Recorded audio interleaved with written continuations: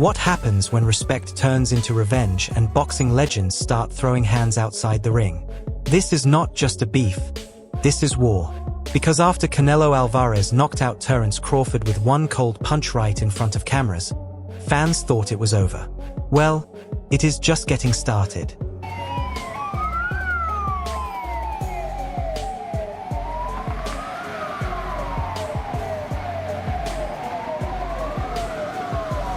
Terence Crawford is finally speaking from his hospital bed, bruised, stitched up, and full of fire. And according to Bud, this is not business anymore. It is personal.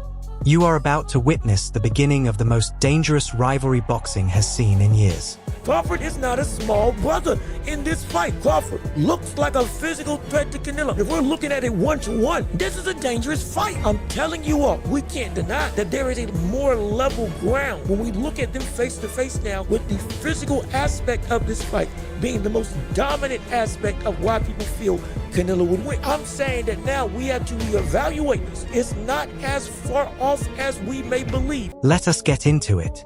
Let us rewind to just 3 days ago when chaos erupted backstage at a charity event in Las Vegas. It was supposed to be chill. Canelo was there doing PR, Bud was walking through with his entourage.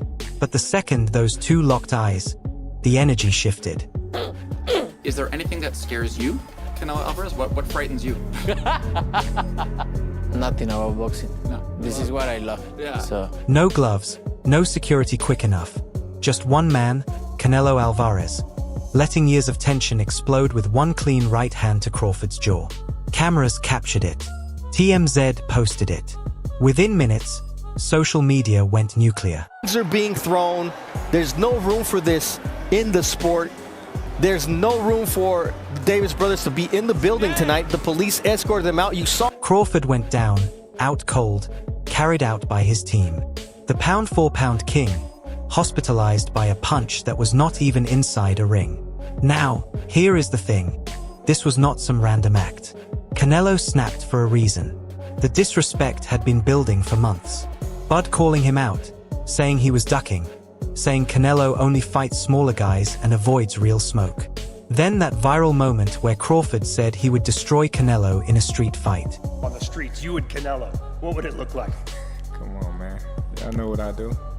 I ain't got to talk about it. On the streets, I'm me against anybody. I ain't never going to say another man going to whoop me. So, you know what I mean? That's your answer right there. I guess in Guadalajara, you think it'd be a little different on the streets if Terence came to town? I think every city, every place is different, no? It's different. But we don't talking about the streets. We're talking about boxing, the beautiful sport of boxing. So that's different, way different than the streets. Those words hit different when you are talking about a 4-division world champion like Canelo, who has been carrying boxing on his back since Mayweather left. So when they crossed paths backstage, Canelo did not hold back. I don't respect him anymore because he say, I'm not gonna do what they want me to do and this and that. And then he tried to, maybe Turki Al-Ashi told him, hey, you need to do something because you seem so nervous in Riyadh. So and he tried to like walk me back, and that's why I pushed him. And you know, like I say, don't with me. Does it bring a different Canelo then? Yeah, it's different. Yeah, you watch Saunders fight, right? Which one? The Saunders. Oh, he pissed me off. Little. He pissed me off. Yeah. So it's gonna be almost the same. And now, from his hospital bed, Crawford is letting the world know this is no friendly beef anymore. He made it personal, and I promise he is going to regret putting his hands on me. According to sources close to Bud, the punch left him with a fractured orbital bone, a mild concussion, and some serious swelling. But even with a busted-up face, Crawford did not lose his confidence. In fact, he told reporters, "He caught me off guard. But I am still me." He woke up a different version of Bud, the one that does not forget. This is not just hype anymore. Bud is not talking about catching a bag or selling tickets. He is talking revenge, legacy, blood. And with Canelo not saying a word since the punch, Crawford's narrative is dominating the headlines. When you say, I want Canelo, is there anybody in the camp that would say, you're not ready for this? That's a big boy. He's strong. That's a conversation. It's not just, oh man, you will whoop his ass. Like, Yes, man type stuff. I'm not worried about Canelo. I'm not thinking about Canelo. I'm just focused on Israel Magimov. In a small way, is this a stepping stone to your dream fight? I don't look at fights as stepping stone. It's about now. Here is what people forget. This beef has been simmering for years. Back in 2021, but started publicly saying Canelo was ducking black fighters. The comment went viral, and Canelo did not appreciate it. At the time, he responded, "I fight who is in front of me. I am not afraid of anyone."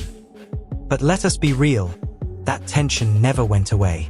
The only fighter in boxing that I will say is not ducking anyone in terms of weight, class, title, and most importantly, race. I'm not buying that for Canelo. No, I don't agree with it. Yo, my dude, I gotta give you this is a commendable moment, my dude. Yeah, no. I gotta give you your props because I was almost sure that you was gonna be on the other side of the fence talking about Canelo Alvarez is absolutely avoiding some very slick and skillful black fighters. Now, with that being said, I do think he's being strategic. And I do think there are some fighters who are so skillful, but they don't bring the bag the way they need to. Yes. So I think it's more so risk reward. Yeah. I don't think it's about like, I can't beat this guy. It's more so like, if I do fight this guy, you know, what am I really gaining? That's fact. So I'm right there with you. I don't think it has to do with, you know, black fighters per se. I think he's just being, you know, strategic in the people that he's picking, just like you. Then Crawford kept climbing the ranks undefeated, dominating Spence, shutting everyone up. And Canelo, well, he has been accused of picking easier opponents lately, and fans were begging for a super fight between him and Crawford. Canelo always brushed it off, saying Bud was too small. But deep down, that punch proved he felt threatened. He needed to remind everyone this is his era. So even though you see a small fighter, when you look in his eyes, do you see a fighter that could possibly beat you? No, never. So, Never. Of course, this is boxing, so there are people saying this was staged, that the punch was fake, that this was just another Paul Tyson-style stunt to sell pay-per-views. Is it true that you made $170 million from this fight? I made a lot of money, the most money I've made ever. 60 million households, Jake. 250 million people. Bro, that is so It's all downhill crazy. from here. No, for sure. I peaked. But here is the difference. This is not an exhibition. This is not fighting for fun. This is a legacy-defining fight. And Canelo does not do play fighting. If that punch was staged, both men deserve Oscars. But judging by the reaction, the way security scrambled, the fury in Canelo's face, yeah, this was real. But what if Canelo shoves you again in this press conference? I'm gonna cry like a baby. All right, thank you. The tension is off the charts. Canelo is clearly on a mission to remind the world he is still that guy, the face of boxing. But lately, he has been moving different. This is not the calm, calculated Canelo we are used to. He is letting emotions take the wheel, swinging at airports, getting heated in public. That is not the mindset of a composed champion. That is desperation creeping in. Meanwhile, Crawford is walking tall. He has got nothing to lose. If he wins, he becomes a legend overnight. If he loses, he dared to be great. No shame. And of course, look, you've accomplished everything. You're a first ballot Hall of Famer. You've been undisputed now in 2 weight classes. This would give you an undisputed championship in the 3rd weight class. But not just that, you know you're fighting an all-time great, and you know that the credit's gonna go to you if you beat a guy like Canelo Alvarez at 168. Is that why you want it? Well, when I beat him. When you beat him. Definitely. You know, the stakes is high. You know, it's high risk, high reward type of fight. And I'm looking forward to it. When would you say, from memory, that you first thought this fight was a real possibility, that you started thinking about this fight actually happening? Well, I started thinking about it, you know, a couple of years ago when they started talking about Spence fighting Canelo. Then just, you know, sizing him up, like, all right, how tall is he? You know, how long his arms and things like that. Just sizing him up like that and going to his fights and things like that. And when you walk out the ring, I'm looking at him like, it. You know, so me talking with Turkey and Turkey not wanting to fight, and me like, yeah, this is the fight that I want, being that, you know, he's the last great fighter of our era. You know, that's just like, you know, me fighting Pacquiao, Mayweather, De La Hoya, and things like that. So that's why I wanted to fight. Crawford has been chill through it all, collected, focused, and using that punch as pure motivation. He did not flinch. He did not fold. If anything, it lit a fire under him. What looked like disrespect to the world, Crawford took as a challenge, a warning shot. But instead of backing down, Bud is treating it like gas on the fire. So, let us break down what this really means for Terence Crawford. This is not just a jump in weight. It is a leap into the lion's den. Canelo has been fighting killers at 168 and even at 175. His power is different.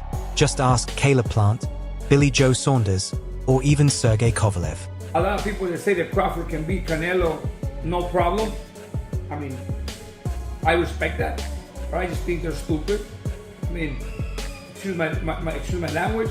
The size difference of a bigger man changes everything with one punch. And I can see the same thing. I mean, you saw Canelo Alvarez fighting Amir Khan. Now, look at this. Terence Crawford moved from 47 to 54 to fight Madrimov.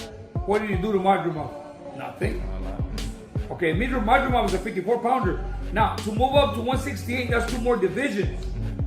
Canelo Alvarez will take any punch from Crawford, but I don't think Crawford will take any punches from Canelo.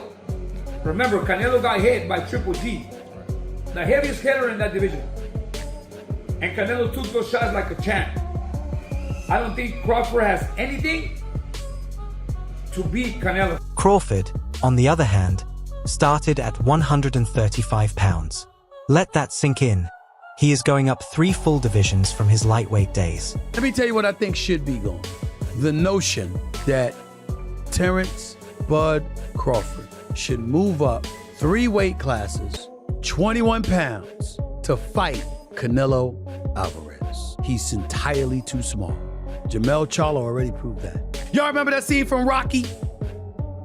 Remember that scene from Rocky 2? When Carl Weathers was Apollo Creed and his trainer was like, can I be honest? I saw you beat this man within an inch of his life.